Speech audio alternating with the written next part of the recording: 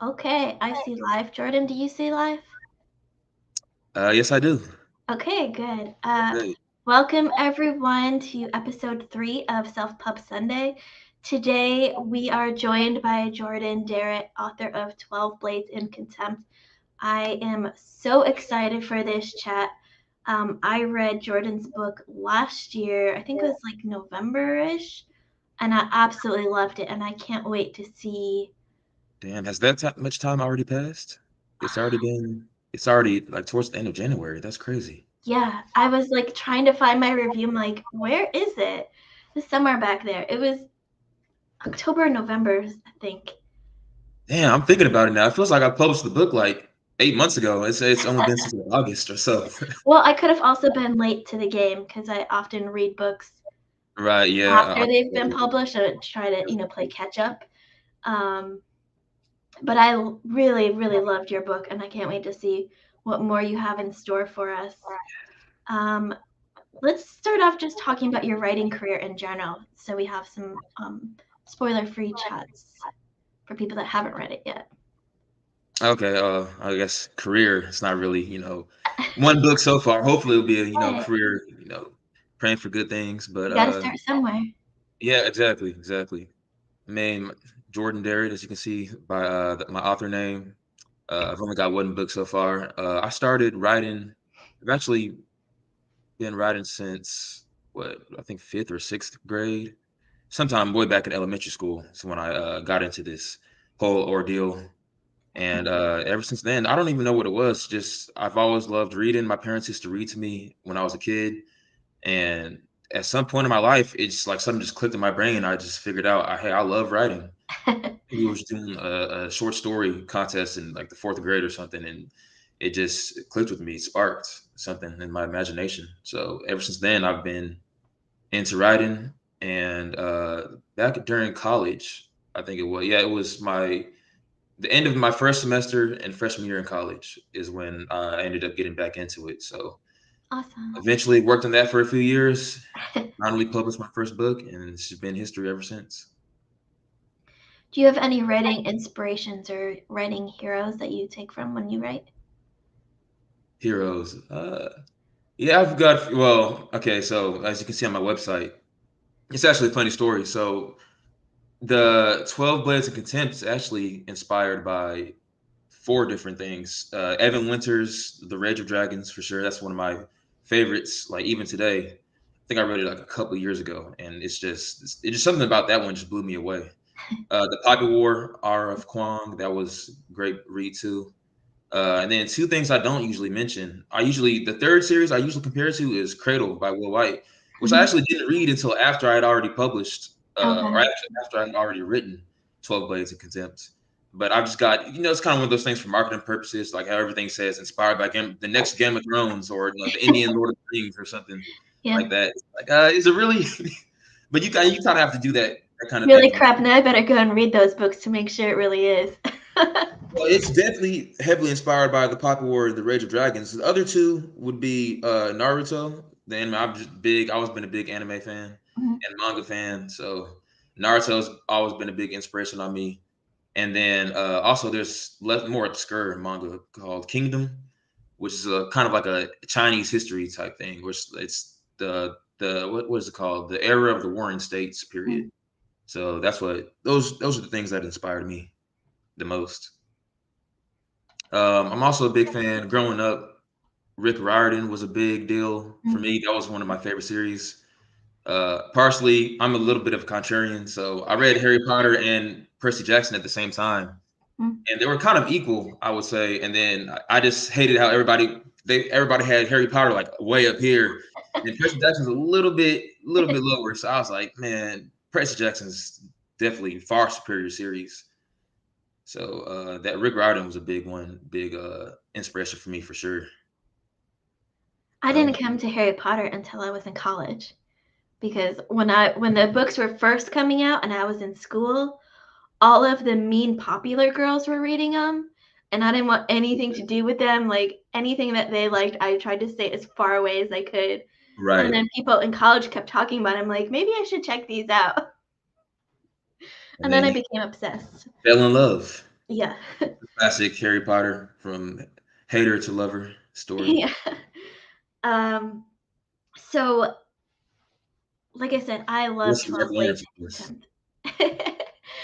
um, do you one of the things that I found fascinating in your book were the action scenes, the fight scenes. Um, when I was in 3rd grade, I took karate class. So you could say I'm a master in karate. I didn't last very long. I was the only girl in the class. Um, while I was reading your book, I was wondering, do you have experience in the martial arts? Because you wrote those scenes so well. It felt like you had to have at least some experience in that. Oh, that's crazy you say that. I actually don't. I mean, I'm kind of like you. I think I took karate in probably 2nd grade, 3rd grade, maybe at the, if that. I wasn't making waves, culturally like you were being the first, male in my class. But I mean, no, I don't. That's interesting you say that. The biggest inspiration for my action scenes came from the Rage of Dragons. That's actually one of the greatest things. The thing that I liked that I was drawn to most about like the Rage of Dragons was the action scenes. Like I don't, it was something about it. And to be fair, I'm not the biggest. Like I haven't read every single fantasy series out there, so I don't That's know hard if to do. say it again. That's hard to do. There's so many. Yeah, but it's crazy. So many. There's people that actually you think have read every series out there. Like they've read hundreds and hundreds of series. I'm like, how? And I'm a slow reader at that same time too. So it's like I don't know if I ever get to that point in my life. But I mean, to everything compared to everything I've read, the Rage of Dragons is probably top notch action. Like it's something so like when I was first getting back into fantasy, I think I started with Mistborn by Brandon Sanderson, Yep. and people were talking about that how the action scenes are great and like they're so easy to follow, like they're just like so much more clear than other fantasy books, which they were great. Don't get me wrong, they're definitely it's still one of my favorite magic systems, of any fantasy book. But I don't, even then, like the action wasn't like super easy to follow, but something about like Evan's writing which just like clicked with me. Like I could follow like every movement. Like it Mhm. wasn't the boring, oh, he swung the sword here and then he dodged, he parried. It was like you felt the emotion, but at the same time, it was like really clear and really descriptive at the same time. It's like something magical, like I had never seen done before. So when I wrote 12 Blades of Contempt, I kind of tried to mirror that a little bit. And Yeah. so I guess I succeeded because that's been one of the most Well, common I'm not an expert or anything, but I thought you right, wrote those really well. And the other thing that I um, liked, especially about 12 Blades in Contempt compared to a lot of fantasy books, you have all of these different fantasy races going on, and you have no idea what they're supposed to look like in your head. I'm a visual reader. I like to be able to see what's happening in my head as I'm reading it. right. And, in your book, they're all human races, and you Mm, do, in my opinion, a fantastic job of describing each of the characters and how they're supposed to look and how they act and their different mannerisms. So it's almost like a movie going on in my head as I'm reading it. Whereas, a lot of fantasy books, you have all these different races and these different creatures and stuff. I'm like, I don't even know how to imagine this scene because I don't know what this creature is supposed to look like. right, right. Yeah, it's something that's like the biggest struggle I think with writers.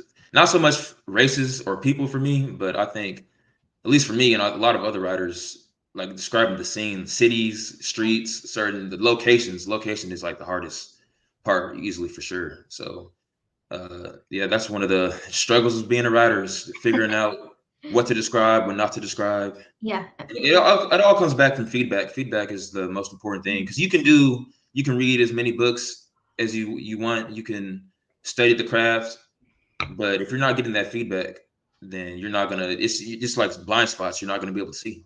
Yeah, exactly.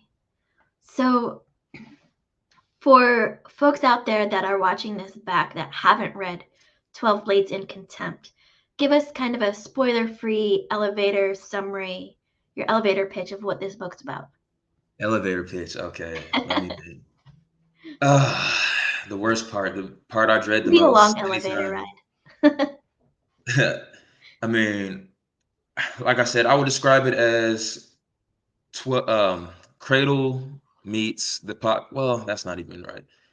Yeah, I'll give it to you like this. This is the way I describe it to most people, like in my personal life, that don't really read a lot of fiction just because it's so easy, and they kind of get the picture like immediately. Because Mhm. the thing is with book descriptions, you can never give somebody that accurate picture. Normally, most of the time, you can't really give somebody that accurate picture because it's so much detail that goes into a novel, so much different ideas meshing together. It's kind of hard to like paint that picture exactly as you want them to see it. And Yeah. so people will read like a blurb and they'll go into the book and be like, "That's not what this book was about. It was supposed to be something else." You know what I'm saying? So, but the way I describe it to most people is, it's like Game of Thrones, but instead of medieval European inspired, it's medieval Japanese Mm. inspired. And a lot of the inspiration I took was from, like I said, Naruto's. It's got that anime style vibe, Yep. but also I really enjoy, epic fantasy. Brandon Sanderson. Crazy enough, I haven't read Lord of the Rings. um, what is it? The Lives of Locke. I really like Mm. those. The first book I liked a lot. Other two, kind of not so much. But I mean, that's just me. Yeah. And then also like literature, like Frankenstein is one of my favorite books. Well, it is my favorite book of all time. Animal Oh, Farm, yeah. 1984. What else? Pride and Prejudice. So I kind of meshed anime style slash epic fantasy slash literary fantasy all together. At least that's what I tried to do. The You people could will definitely see that coming through. determine that. Yeah. But I mean, I can read the blurb real quick if anybody's interested. If I find it on my phone. Let's see. I know it's on my Google Docs. Got so many documents, they all get mixed up. All right, here we go. In my best author voice, Aya is a Genju, a hidden assassin within the Agathian Empire. As the black sheep of her clan, she grapples for connection with her deity, ridiculed by her family and forced into doing their biddings. Chafing under the heavy expectations of her father, a collision with a rival clan provides her with a chance to prove herself. But a grievous mistake causes their plan to backfire, forcing Aya to choose between loyalty to all she's ever known or independence for all she's ever loved. As civil unrest widens cracks in the empire, Aya must decide for herself how best to forge her path. To protect her brothers and win respect in the land, she'll need to turn a new leaf and oppose her clan and her empire. She must conspire with clans once held in contempt and reach new heights of power to create a new world of their own, in a world of spirits, deities, and conniving lords. Along the way, she will be forced to find her place, her morality, and her strength. So that's my elevator pitch right there. Great job. It also reminds me of the Green Bone Saga by Oh, Fonda really? Lee. Mm. Interesting. Why do you Um, say that? well, she takes the Asian inspiration. The Green Bone Saga takes place in basically a fantasy Tokyo type of world. Um, and there's a lot of similar fight action scenes that goes on. Um, I don't know, when you were reading that description, one of the main characters is a female that's got to decide whether to go with her family or against her family. There was there was just a lot in that description that kept bringing to mind Right. the Green That's Bone funny. Saga. The Greenbone Saga is one of my favorite new fantasy series that I've read in the Oh, past awesome. year or so. Which I also didn't read until after I had finished the book. So I don't know, maybe my psychic mind is playing part in this. Look at you go. So, what makes your book or your series different from other fantasy series in your mind? What makes it different? I think I would point back to the anime kind of inspiration, and which is funny because when I got back into fantasy, I started with Mistborn, things like that, The Witcher, and I was more into like the epic, kind of like Mhm. medieval-esque European feel Yeah. that a lot of fantasy books have and aspire to have. And so when I was getting back into it, I will see. I remember seeing like back in dang, probably maybe as far back as 2016, but definitely like back in 2018, I would see like the web novels and progression. Well, it wasn't really called progression fantasy that much back then, or at least I wasn't in those circles. But the web novels, the light novels, things like that. And I always kind of looked down on it for some reason. I just thought it was like low quality writing. Like it was just people writing, just typing at their keyboards, not really caring how the words sounded, Right. just typing away. And like over the past 2 years, but especially this past year, like 2022, I've got grown. It's grown on me. Like that kind of writing, that kind of stuff has grown on me. And I've kind of put my work in the same category as it because my style is very influenced by like anime and manga. And it kind of like the writing style, even though I try to be poetic at times, it kind of has that same feel of being a kind of light novel esque, I guess you could say. So, I mean, I think that would, probably make it a little different than a lot of other epic fantasy out there. Yeah.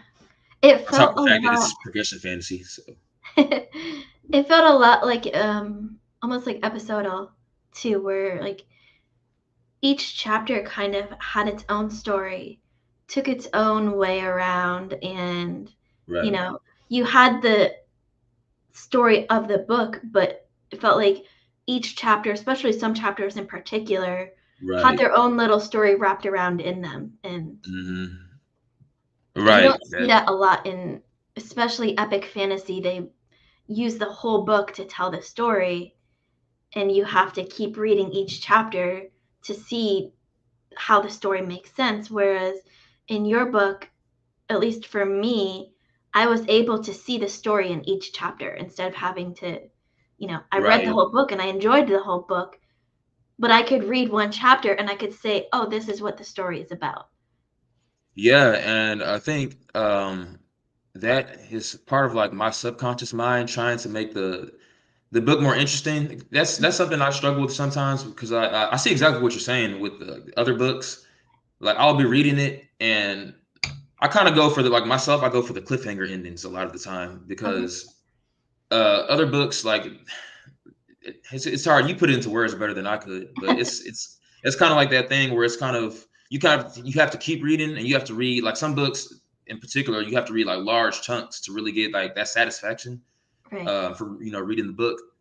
Whereas with me, when I was because 12 Blades of Contempt is my first novel, so I was kind of trying to figure out like exactly like how I was going to make this interesting. What am I going to do to keep the reader's attention? It was like, when I was still, and I'm still learning the craft now, but I was like, especially back then, I was learning a lot of the, the craft and how to do things right, how to keep tension, how to keep the reader's attention.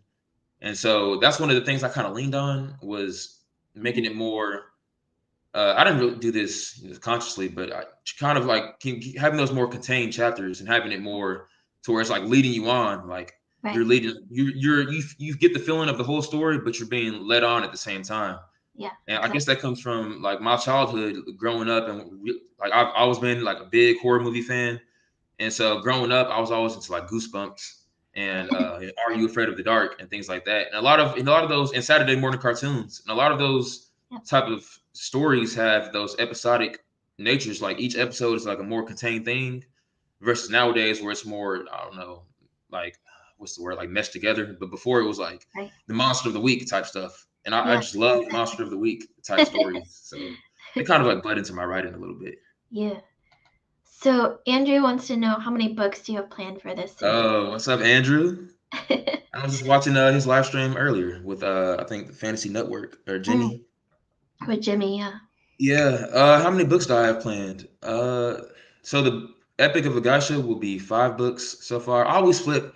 I think it'll be 5. Don't take my word on it, but it should be 5 most likely. Okay, a good I kind of amount. always flip back and forth between 5 and 6. So did the story for 12 Blades in Contempt come first, or did your characters come first? Definitely the story. Okay.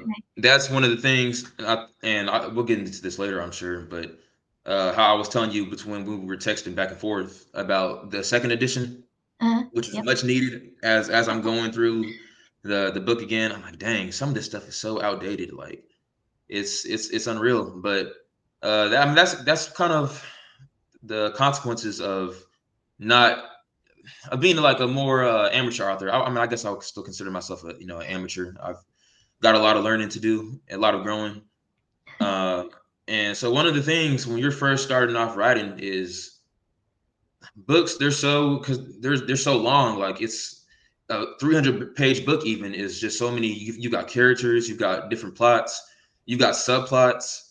You have theme, which is very a very evasive thing for a lot of new writers. Yeah. It's really hard because I just read a book about this too. So they put it really well. You have at the top layer, you have like the story, and then below that you have the characters, and below that is the theme of the book.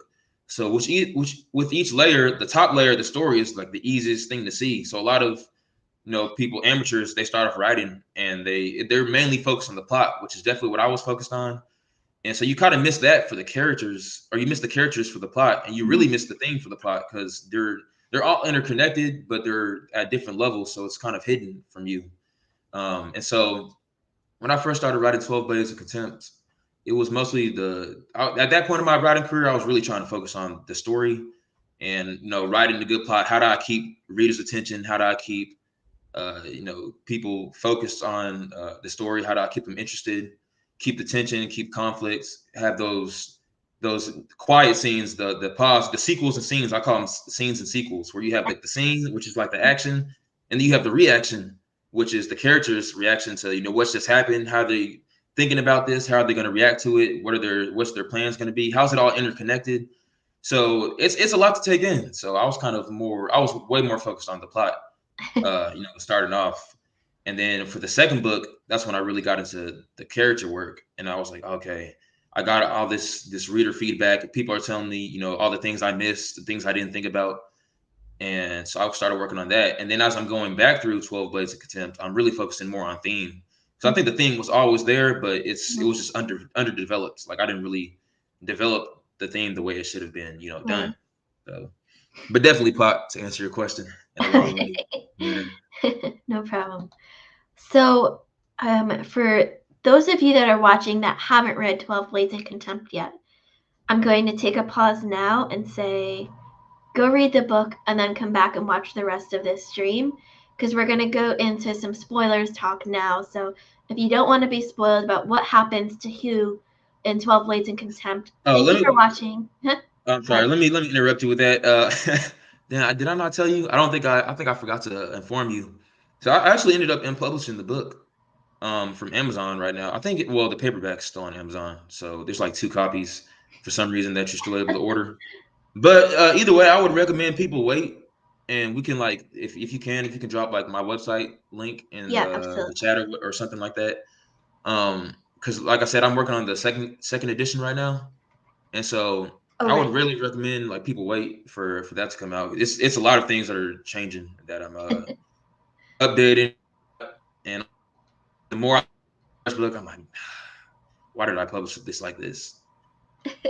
So yeah, I would say go ahead and wait. Second edition is coming out March 5th, so you've got about a month left, and then have at it. Put in your calendar. Yeah, absolutely. Definitely go read it in March when the next edition comes out. Well worth a read. Even the first book, the first edition that I got, was very well written. I appreciate that. So I put the link to Jordan's website in the chat. If you want to go check it out, highly recommend go checking it out. So let's talk spoilers now. Who was your favorite or the easiest character to write? Easiest character. That's a tough one because, like I said, I was a lot more focused on plot than character. I kind of didn't focus too much on character until I had already done the rough draft. But that being said, I think I'm gonna have to cheat and give you 2 answers. I think Shozu and Irashida were probably the easiest. I don't say the main character because actually I would say, to answer your second question, because I know you're about to ask me this, but I would say the hardest character to write was Aya, actually, because I didn't really understand like who she was. Like even when I finished the second draft. I think I had like 3 drafts of it. But even when I finished the second draft, I just didn't really know like what I wanted her, who I wanted her to be. And I think that was due in part to the fact that I didn't have the rest of the book series planned. I didn't have like books, even book 2. I didn't have like much of that planned at all. So I didn't really know where I wanted the story to go. And um I didn't know whether I wanted her to be more of a callous, because in so the book went through a lot of different iterations. Earlier like versions of it, she was a lot more callous. She was more mean spirited in a way. She was, more like a noble, because I kind of wanted to get across that idea of, even as a main character, she's still a noble. She's still like, she doesn't care about commoners' lives. She doesn't care about the lower people. So Right. it's like, I didn't really know how to balance that between that and her more positive side, her higher emotions, where she was, not friendly, but caring for her brothers, caring for her family. She had that compassionate side to her. So she was definitely by far the hardest to write, I think. But Irashida was probably the easiest, just because his he wasn't in the book that much, so it was kind of easy to kind of figure out like what I wanted him to do, how I wanted him to serve the plot. And then Shozu, he was just kind of a funny character. I kind of enjoyed writing about him. Just a grumpy old man. That's kind of one of my favorite archetypes. I love So it. he was pretty easy to write. And did you have a favorite scene or favorite moment from the book? Yes, I've thought about this more times than I care to admit. I would say favorite scenes, too hard to choose. I'm actually curious to hear Oh, your more than favorite one. scenes.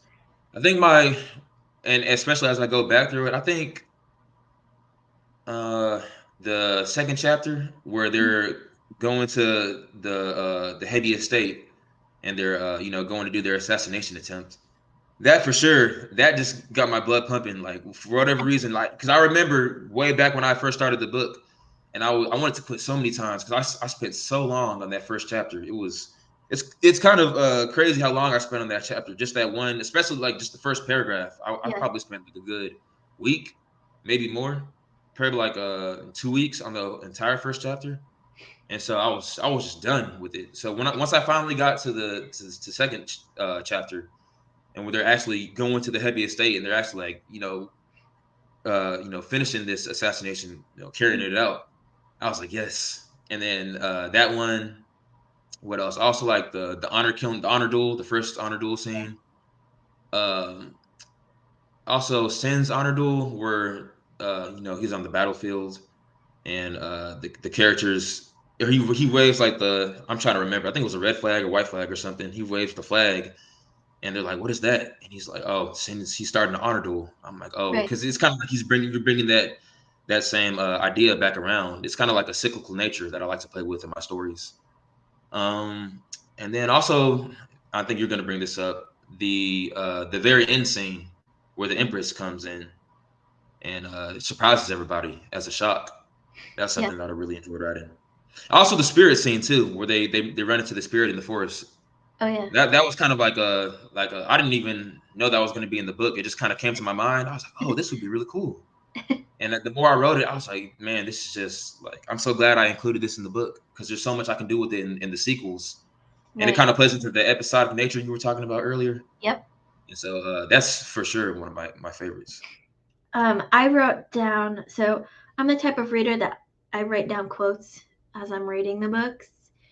And so a quote that I took from 12 Blades in Contempt, which comes about halfway through, um, from page 131 on this chapter, on this section in the chapter titled Hope, Yeah. says, courage isn't about never feeling fear, it's pushing past it to act on your values. And I felt like that quote summarized at least most of the characters in this book. Whether, they're good or bad characters, they're all acting on their own courage and their own beliefs and values. And because, they're going against each other, one's good and one's bad, but they're still going they're still moving on what drives them and their own values. And I thought Right, that quote summed up the characters in the book really well. right, right. That was kind of my goal, is to sum up, uh, kind of like get across character, and I think quotes are really powerful in Mhm. stories, and so I kind of try to drop those little, nuggets of wisdom from the character's mouths whenever I can. It's really hard too because I don't know. It's something about it's. I think it's easier to talk about in real life. It's something about, like, with characters. It's kind of, I don't know, like, just 'cause, obviously I'm not a Japanese person. I'm not from medieval Japan era. So something about putting myself in stories Yeah, that aren't, you know like, immediately relevant to me is it's kind of difficult. So that was something, I really tried, working on in this book and incorporating as much as possible. And I think that's a really important life lesson to learn, is pushing past, your fears. It's something I struggle with a lot myself, is, pushing past and being courageous just to act on your values, even when you don't know what the outcome is going to be. definitely. And that's something I really try to, communicate in this first book. So, speaking of pushing past, what can you tell us? You talked a little bit about this new edition coming out. What can you tell us about future writing projects? Maybe where you see the future of this series going. Some writers can like to talk more about their future projects than others. A little more on the secretive side. Yeah. Yeah. All up to I'm you. You can answer or you can just say pass, but I'm a pretty open book when it comes to this topic. I don't like to give out spoilers, but right. um, also, if you sign up for my newsletter, I'm just kidding. I mean, you can, if you click on the link to my website. I'm currently sharing the first 5 chapters or so of, the second book, A Rain of Heavenly Fire. So if you're interested, you can go sign up for the newsletter, get a sneak peek. Second book's coming out in April, so Okay. be prepared for that. But for future book projects, I've got, like I said, when I answered Andrew's question, it's currently 5 books planned. Let's see, what can I say? I'm so focused on, and I work a full-time job right now, so it's kind of hard to really. I feel like I've been going so slow. But when I think about it, it really hasn't been that slow. That slow, because, like I said, I published book 1 in August of last year. I'm like, dang, that was only like 5 months ago, and book 2 is already done. I've already Yeah. finished book 2 for the most part. I still have to go over it a little bit, but I mean that's mostly finished. Book 3, I have a lot more outline for that. It'll definitely be coming out sometime this year. Awesome. So it just progress just feels so slow when you're.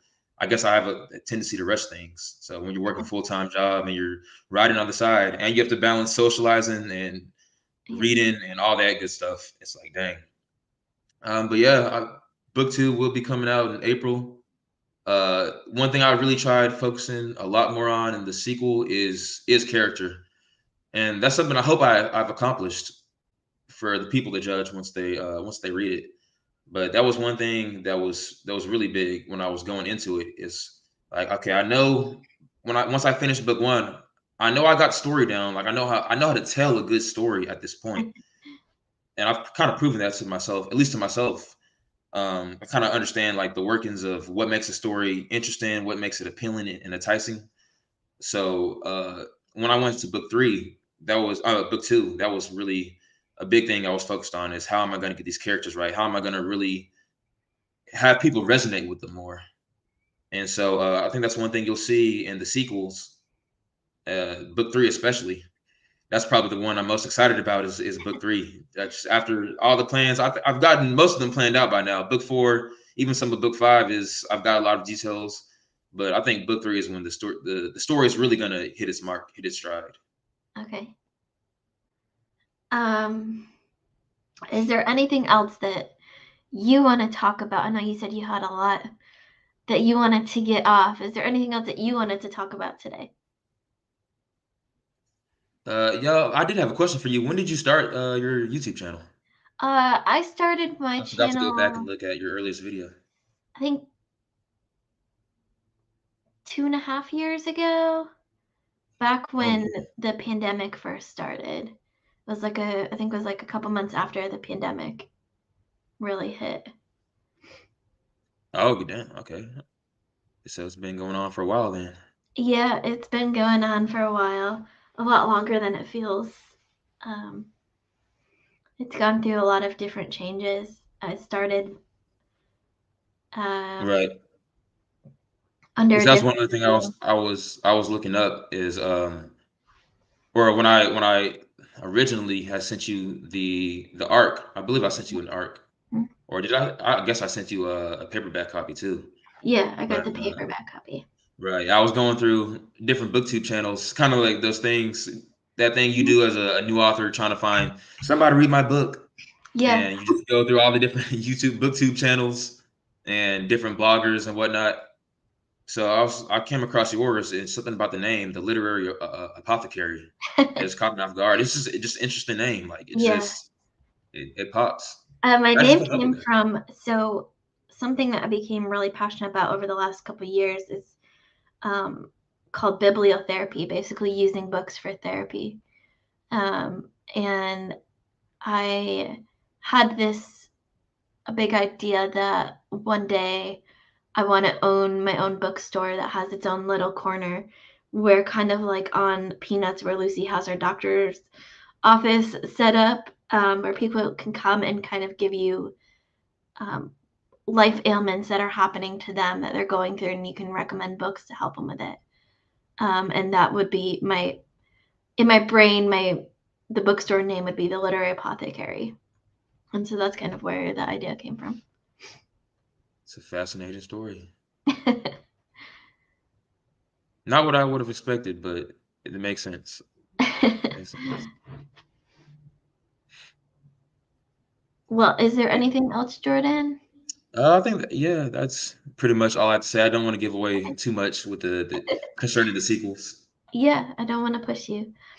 Well, thank you, Jordan, for joining us today. Um, anyone out there, when March comes around, go get up that new edition of 12 Blades in Contempt. Make sure you finish it before April comes out so then you can read book 2 in that series. Be Um, ready. for anyone out there that is a patron of mine, I've started a new kind of giveaway every month, at least one book from the writers that we have on Self Pub Sundays. I'll be giving away books to my top tier patrons there. So if you're part of that, come to the Discord and check out what books we have available for January. Um, and in February, we'll have another 3 authors up for Self Pub Sunday. So come back. I think the next one is February 12th with I Anonymous, author of the Girlsville book. So just wanted to say thank you guys for watching. Thank you, Jordan, again for joining us. This has been such a fun chat, a great chat. I hope to have you back again soon. Absolutely. Okay, Sure. great. Yeah, and everyone just have a great rest of your day. Take care.